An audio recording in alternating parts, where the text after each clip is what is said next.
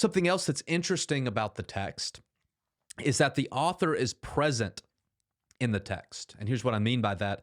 The author is writing to a specific person, Theophilus, who both Jack and I agree, and is really the consensus of both scholars and non scholars now, that Theophilus was a real person. There was a time where it was thought it was a metaphorical name for Christians, but that's generally been abandoned by the most. So he's writing to a specific person, Theophilus, and he's writing about his writing and research process. He talks about, here's what I went to do. I went and talked to these people who were there from the beginning.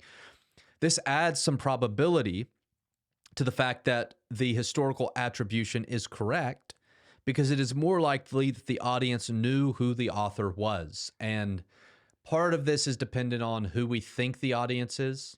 It's something that we'll come to in an episode in the future, I know. But what I want to highlight here is that unlike Matthew and Mark, who the author's not present in the text, there's no, I did this, I did that. It leaves us trying to figure out, were they intended to be anonymous? Did the author not want to be known? And that's a possibility. If the author didn't want to be known, there's a problem with the historical record of who wrote it, because there would have been very few, if any, people who knew who this author was.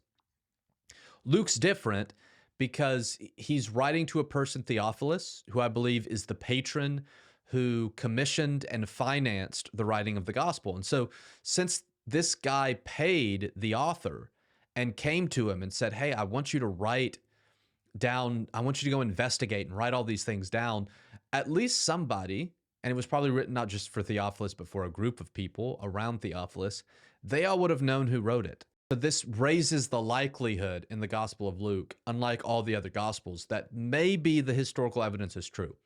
Still have to hold it with a grain of salt, but maybe not quite as much as we do for the other Gospels.